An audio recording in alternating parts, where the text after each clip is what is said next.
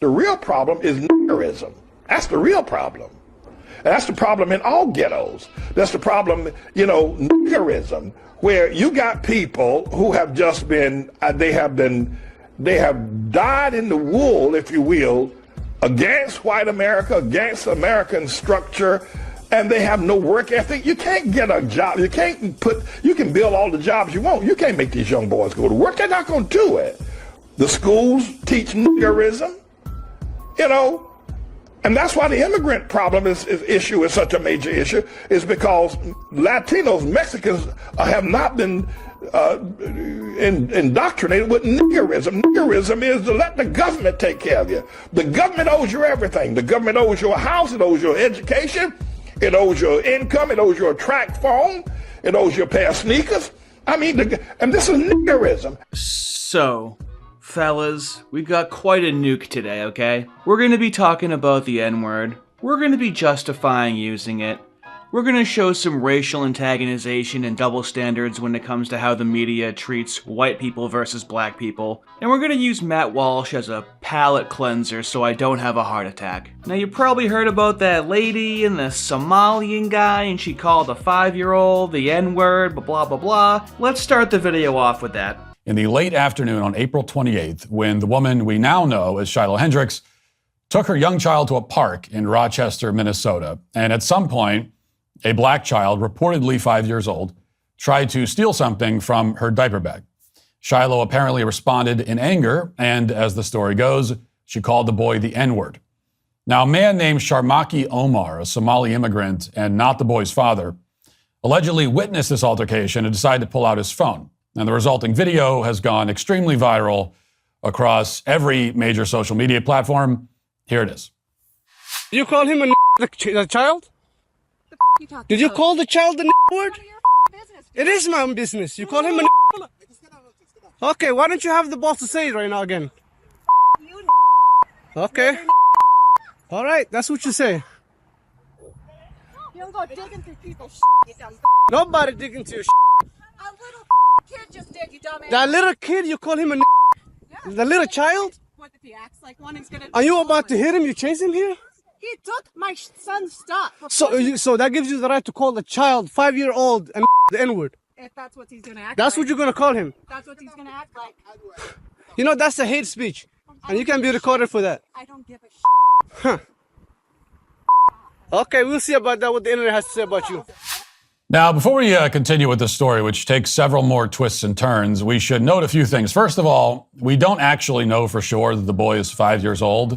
But for the sake of conversation, let's say he was 5 years old. Let's hear how some black 5-year-olds speak and act. Naughty. Naughty? How old are you? 5. Why is your name Naughty? Cause I smoke this whole hood. This is my hood. You're not supposed to be a thug at 5. I don't give a fuck, bro. This is what I live at. I live in this project. Like, gang, smoking on tags. Bro, you're Sure, the child presents Negro, but how is he behaving? I mean, there's people that would say he's an uppity neighbor. There's people that would say that. I'm not saying that. It could be true. It could be factually true. It's likely true, but I'm not saying that. How do we feel so far in the conversation? Agree? Disagree? Any qualms? Any issues? Well, what if I told you I said he's an uppity neighbor? I mean, the kid lives in the projects. Surely he's a neighbor to somebody. What did you think I said? Oh, you thought I said nigga? No, I didn't. No. I mean, but that's also understandable that you might think that, you know, just because he's black and sneaky and stealthy, you might think he's a nigga. Although possible, and although likely, not necessarily true. This is why you gotta do your homework. What if I told you I said this? Oh, you thought I said ninja. You might think he's a ninja. You see, the black American Pavlovian response to the N-word is rooted in communism. I outline this in a playlist on my channel called Historically Reflective. You would specifically want to look at the Shadow of American Communism and BLM 1935. But no matter what the history is, no matter what the root cause is, it's out of control, and as a white person, I'm done with it. So let's talk about it. Now that I've hopefully cleared the room for the faint of heart, it is objectively racist to call unsavory, ignorant behavior black behavior. Saying they're acting black is racist. That implies that's how all black people act. It's not black behavior. It's hard R behavior. The old hardy RR, they're as black as me foot when I lost it out to sea to scurvy hardy RR. There used to be wiggers. White people acting like hard R's, not acting like Thomas Sowell or Larry Elder or Clarence Thomas, acting like a hardy RR, oh, throw 'em off the boat, make 'em walk the plank, these salty sea dogs. It's a descriptor of a certain type of black person. That black 5-year-old was acting like a hard R. Now what's the common rebuttal we all hear? But there's history behind that word. Yeah, there's history behind every word, you dingus. And don't act like you don't know what etymology is, because those same people also say black people reclaimed the word. Well, I hate to break it to you, but this white slice of paper covers that non-white rock, and we made the word, so suck my hairy little titties. You can grab a slab if you think white people don't have a say in the N-word conversation, but let's cover some history, some recent history. History I know and have lived through, all the way back to April of 2018. Protesters calling for justice today after the arrests of 2 black men at this Philadelphia Starbucks on Thursday. This video, captured by a witness's cell phone, shows police talking and later handcuffing the men while they were waiting for a friend. The men wanted to use the restroom, but the manager said that per store policy, they couldn't. Wow, what an act of racism. I can't believe the black men agreed to buy something so they could use the restroom and they still arrested them, huh? But the manager said that per store policy, they couldn't since they didn't buy anything. When they wouldn't leave, she called police. Oh, okay, so they sat there, didn't buy anything, asked to use the bathroom, and they said, well, no, you have to buy something. Then they refused to buy anything and wanted to still sit there. And they were just being polite the entire time. You know, there's no way that they put up a fight and said, let me use the bathroom anyway, I shouldn't have to buy anything. That definitely didn't happen.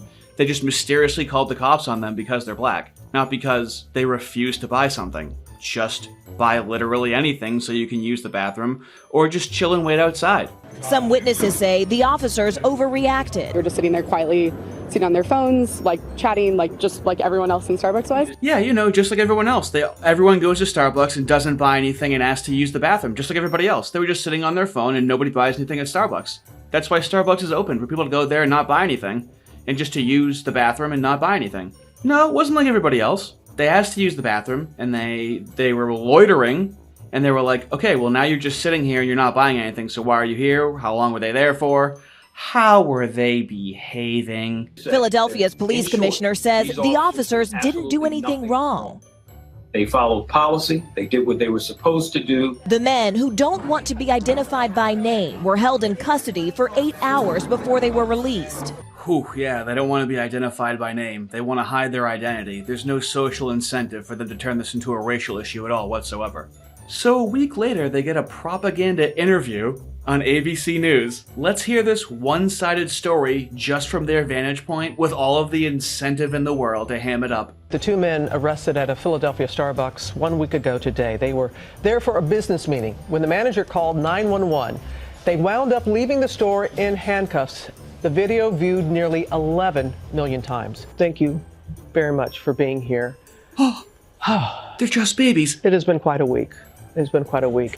Dante, you both walk in, you get a table.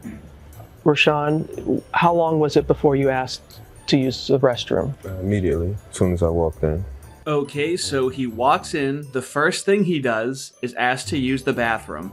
And they say, no, you have to buy something, so he goes and sits down. Okay. And she stated that they were for paying customers only, and I just left it at that moment. And the response was, you have to buy something. Yes. So buy something. Then you go and find Dante. You're at the table.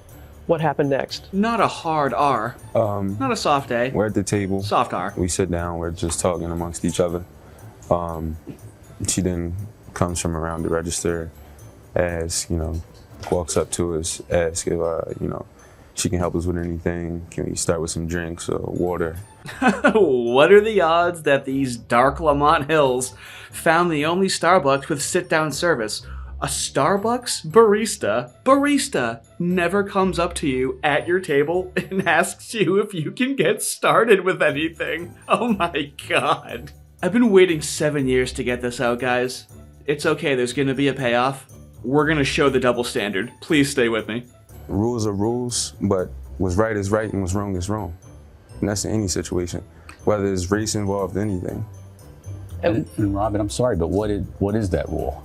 Starbucks holds itself open as a place for people to meet and to have public conversations. Those are words from their website. Oh, nice that they brought their white, probably Jewish handler along to handle any questions that might be difficult. You want to know what the policy also says? You have to buy something if you're going to use the bathroom. You left that one out. This is under a Trump administration, by the way. This is 2018. This is Trump's America, and this is them making seem like Trump's America is racist. It was a very colluded effort, but let's cap this off. What do you want to see happen here, Dante? I want to make sure that in this situation doesn't happen again. So what I want. What do you want? What do you want, Dante? Here we go. For a young man or young men to not be traumatized by this. Have you considered growing a cock and buying something like the policy states? And what do you want, Rashawn? So, take this opportunity as a stepping stone, to really stand up and, show your greatness. Wow. And we know Starbucks has announced already that they plan to close 8,000 locations for an afternoon of racial bias training. That's right. Starbucks closed down 8,000 stores for racial bias training. And listen to the tone. So somber. So unfortunate. This disgusting racism. Do you want to see something that's going to make you want to burn down Black Wall Street all over again? Well, here we go. Brutal attacks in downtown Minneapolis caught on camera. A warning, though, the videos are disturbing, but also revealing of a new crime trend. Now, you might have caught some things in those 3 videos right there. Let's zoom it in. I'm gonna blur it out to be safe, but we're gonna have a narration by the news to see how these situations are covered. I'm gonna hide the date until the end, because it's gonna get really antagonistic. 5th and Hennepin, 3 weeks ago tonight. A man is staring at his smartphone on a corner still bustling at 4 a.m. Another man strikes up a conversation, and within seconds, he is surrounded by 6 others and brutally beaten. It goes on for a couple minutes. No one steps in. Who would? The victim is left unconscious on the sidewalk. All of this for his cell phone. A few days earlier, and a few blocks away, a dice game at Target Field Plaza ends when a cell phone is swiped and a brutal beatdown begins. The victim is stripped, punched, and kicked in the head. He's defenseless as the suspects jump on him, throw potted plants on him, and ride over him on a bike. And how did the news cover these targeted beatings by black people to white people? Surely they mentioned the race, right? In September of 2019 in Minneapolis, 8 months before St. Floyd graced us with his presence in Minneapolis, the white people weren't targeted. Cell phones were targeted. Targeted for cell phones, robbery victims beaten in downtown Minneapolis, crime spree. And white people are just supposed to see that and go, well, I don't want to be considered racist. No. And if it was yes, now it's no. That is grounds for being racist against black people with what has been put onto white people, okay? I validate racists, I validate racism, okay? It's logical, it's understandable, I understand it. I would rather a peaceful, law-abiding, racist white person than a leftist any day of the week. 100 times out of 100. I'll take a KKK member that's peaceful and non-violent over a progressive. I'll take a Nazi over a progressive. Over a Democrat at this point. Are you kidding me? Oh, but shouldn't I be afraid that this could be construed as me encouraging violence against black people?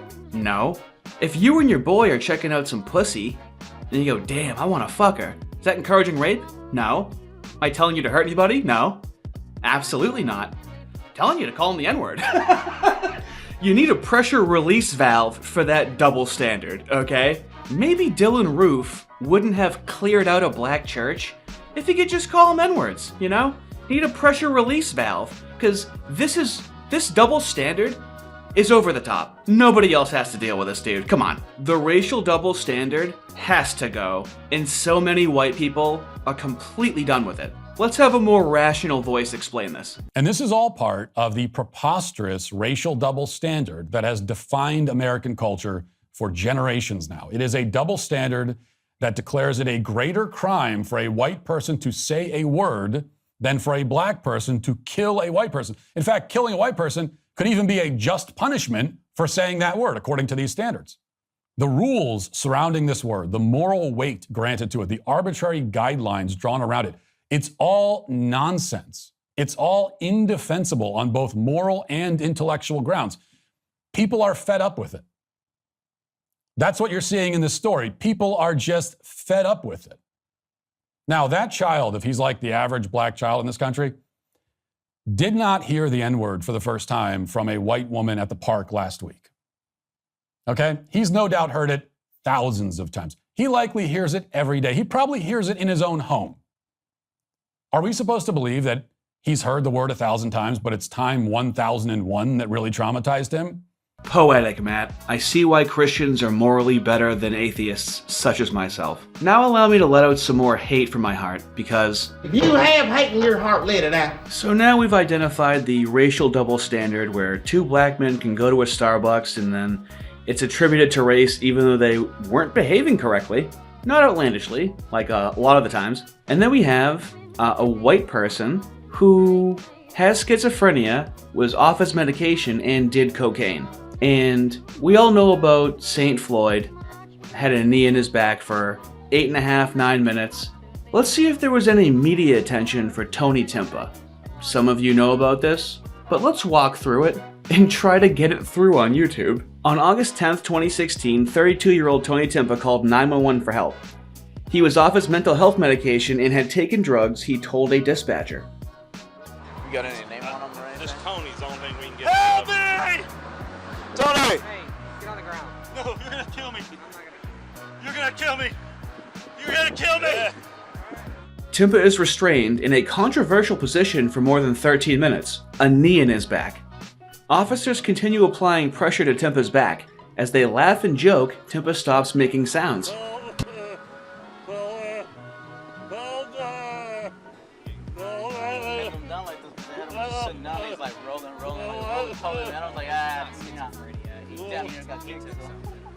As the officers crack jokes about waking up Tempa, a paramedic administers a powerful sedative. Tony! Tony! Tony! Back to school! Wake up! I don't want to go to school, Mom! First day, you can't be late. Tony. We bought you new shoes for the first day of school, come on. Made breakfast, scrambled eggs, your favorite. What, waffles? Waffles. Fruity, tutti, fruity waffles. I think he's out cold now. Yeah, he's might wake him up. I don't know, he just got quiet. All of a sudden, just whoop. The dark him? Oh, there he comes.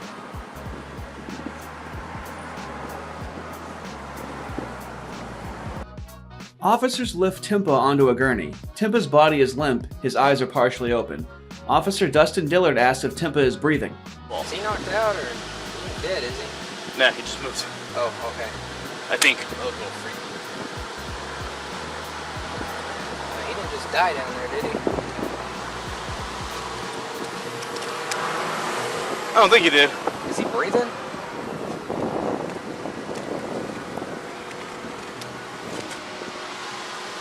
Hope I didn't kill him. All this weed shit. I love how this became a weed. Yeah. With all this stuff. He's dead. He's what? He's dead. Well, There were no memorials of him. They were the same race when it happened, so there was no accusations of racism. So the leftist media couldn't use it to antagonize people. But let's see what kind of retribution he had after he moved on. We are getting more insight into what happened during jury deliberations in the federal trial for Dallas police officers accused of violating Tony Tempa's constitutional rights. Now, Tempa died in police custody in 2016. He called 911 for help, telling the dispatcher he was schizophrenic, off his medication, and on cocaine at the time. Officers handcuffed him, put him face down, and one officer knelt on his back. Criminal charges were dropped against those officers. That's right, no criminal charges, okay? We've got Tony Tempa from 2016 who called 911 and let them know he had schizophrenia and was on cocaine. George Floyd, nobody knew what that guy's problem was. They didn't know what he was on at all whatsoever until a toxicology report. So these police knew Tony was schizophrenic. They put a knee into his back for 13 minutes instead of 9 minutes with George Floyd. So this is a more egregious case, and they still didn't get criminally charged because there wasn't racism. Racism is a psyop. They had a global movement to protest against racism when George Floyd was killed. In over 60 countries, protesting racism, when at the trial, racism wasn't a factor at all whatsoever. Race wasn't a factor in the trial, but they made it a factor in 60 different countries to protest racism. So whether or not it was, they will force the issue and say it was racism. It's a psyop, it's a psyop, it's a psyop, there is no racism. I'll call myself racist. It's like call myself a purple hair dragon. It ain't a thing. This is antagonization on a scale that people aren't used to seeing or acknowledging. You feel like something's wrong, you can't quite say what it is, you're not allowed to say the N-word, but meanwhile these double standards are existing. I might bash my face through a wall. Matt Walsh, bring me closer to God to get me through this moment. I mean, the idea that the word is a common greeting for one race, but unspeakably evil if uttered by a different race, is laughably ridiculous. The idea that one race can say the word 10,000 times a day, and the other race cannot speak the syllables under any circumstance, even if they're just repeating what someone else said or singing along to a rap song, that idea, again, is totally indefensible, which is why no one has ever tried to defend it. Instead, it's just yet another, racial rule of the road that we're supposed to follow without ever asking any questions about it or expecting anyone to explain it or justify it. People are sick of that. It's just that simple. They are sick of it. Oh my God. Thank you, Matt. So the whole racism thing is a psyop. They want you focused on the idea of racism rather than the physical violence and behavior of the left or the people that the left choose to make into martyrs or victims, ranging from the two black guys at Starbucks to George Floyd. So as a white person, you've seen some things that may have drawn up some racial animus. I've given you great justification to hate the blacks. Make you want to burn a cross in their yard or hang them from trees. But you wouldn't do like a drive-by shooting. Why would you? Niggas do that shit. Understand that the powers above, whether communist or Jewish and both, want you to retaliate to their advantage. This is explicitly written in the Communist Directive. Here's an excerpt from 1969. Now, ladies and gentlemen, no evaluation would be complete if we failed to note that the communist blueprint calls also for white retaliation and violence in the black communities. It's a very important objective for the Communist Party. So far, they've only been able to involve a small percentage of our Negro people in this war of national liberation. The great majority want no part of it in any form. But the one sure way to change that is to have white vigilante groups striking into the Negro sections supposedly to seek revenge. We mustn't kid ourselves into thinking that the communists have placed their agitators only into the black communities. They're working both sides of the street. They want hatred, violence, and bloodshed between the races, and they don't care how they get it or whom they use, even children if necessary. Part of the plan calls for commando squads of black revolutionaries to drive into the white residential areas and shoot little children playing on the sidewalks for the sole purpose of drawing out of the white communities violent retaliation into the black communities. Now, this is extremely important to the communists. They must have it, for in this way they plan to unite the entire Negro population for protection behind the militant minority. It's not a very pretty picture, but it's one we need to understand so that no matter what happens to us or to our families, God willing, we'll have the strength at least to avoid doing anything that would play further into the hands of the communists. Ladies and gentlemen, the plans and preparations for a communist revolution of force and violence are far advanced. The organization behind these preparations has almost unlimited financial resources, and it provides both training and leadership based upon years of experience in many other countries. Our enemies are deadly serious about their task, and it's nothing short of national suicide for us to continue to ignore their plans and their progress. So as you could probably tell with the viciously intense double standards with race, it's a feature, not a bug. Firstly, instigating violence is immoral, and secondly, it's what the communists want, or the Jews, or whoever you think is in charge. Look at the BLM riots, in which the left validated, compared to the 3-hour riot on January 6th, in which the left thinks is equivalent to 82 9/11s. It's a liberal position to support freedom of association and self-segregation, especially under these dire, targeted anti-white conditions. None of these champagne socialists want to live in these black neighborhoods because they're overrun with nicerism. Like, if you're in Harlem and you see a bunch of black guys walking up to you, what are you, like, not gonna avoid them to not be racist? Like, run, stupid. Run. Wouldn't you rather be alive and feeling bad about yourself instead of feeling good about yourself and dead? Is that offensive that I said that? Is it offensive if somebody else says it? I feel bad for white dudes, man. White dudes can't be racist. That's all white dudes do all day long, trying to prove they're not racist.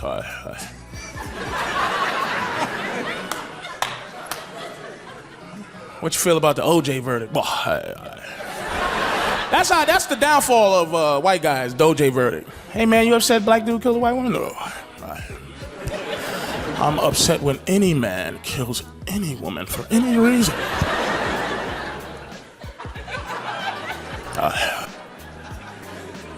I'm walking through Harlem. I'm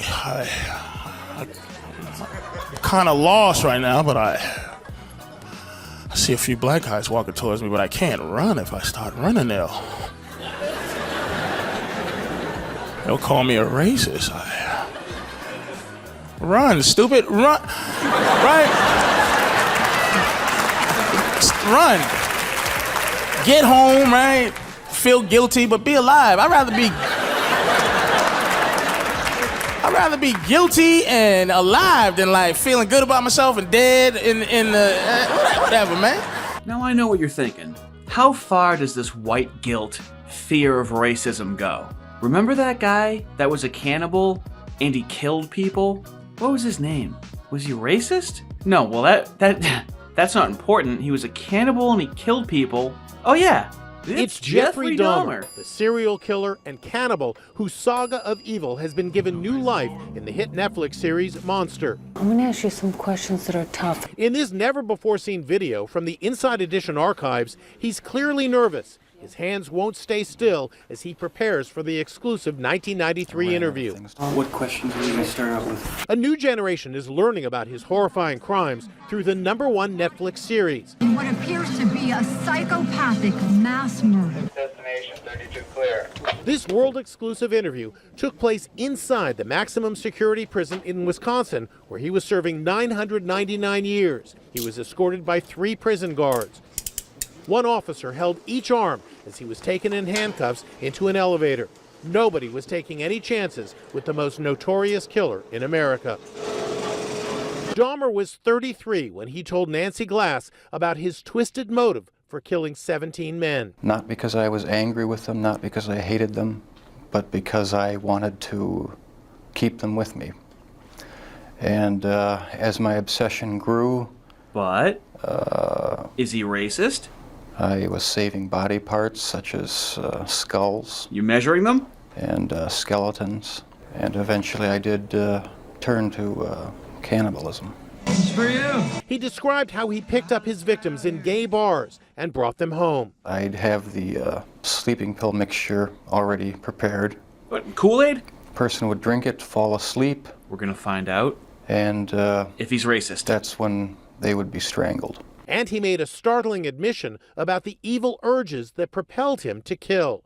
Do you still feel those same urges? Do you still feel that compulsion, that obsession? I wish I could say that it just left completely, but no, there are times when I still do. So I know what you're thinking. Sure, he ate people, and he killed them, and he tortured them, and he had a little play date with their guts. But you're really thinking to yourself, was he racist? Because clearly that would change how you feel about what he did. When it was revealed that most of the victims were black or homosexual, people in Milwaukee were incensed. Many felt that was why he went after them and why the police didn't seem to care when their families reported them missing. 10 of your 17 victims were black. Were they racially motivated? It was not racially motivated. It was not. Oh, thank God. Oh, thank God he's not racist. Oh, that was close. Whew, okay, now I can not give a shit about it. After all the things, that figuring out if he's racist, I mean, that would be like misgendering a trans school shooter, You'll want to make sure you get the pronouns right after the murder happens. Is the murdering cannibal closeted homosexual also a racist? So let's end it here. The N-word is a psyop. It has nothing to do with being black, it just has to do with controlling white people. Hispanics and Asians use the N-word and they don't make the news. If you only care about the N-word when white people use it, then you don't care about black people, you just don't like white people. I mean, there's white people who don't say the N-word by themselves listening to their favorite songs. That's mind control. We need to use the N-word to discriminate against black people that are perpetuating these stereotypes from the regular black Americans that want nothing to do with them. Soy boys are the white Uncle Toms of white people. We all have them. But let's end the video on a wholesome Christian note from Matt Walsh. Have a good one. White guilt is the fuel that keeps all this going. White guilt is what convinces white people to follow arbitrary rules that make no sense, to tolerate, even defend a system that's rigged against them with blatant double standards. It's what's compelled white people to acquiesce to a culture that says that, every race can and should defend and root for their own, but white people, and white people only, should not be conscious of their race at all. None of it is fair or morally coherent. And the Carmelo Anthony case, where a black teen raked in $500,000 as a reward for stabbing a white kid to death, was, for a lot of people, the final straw. The final straw of many, many straws. It is no surprise that the Shiloh Hendrix case comes on the heels of that. A lot of people online are fretting that this is the beginning of some kind of race war. But I don't think it's a race war, and it's certainly not the beginning. I mean, there's been a war waged on whiteness for a long time in this country. So this cannot be the beginning of anything. But it may be the end of something.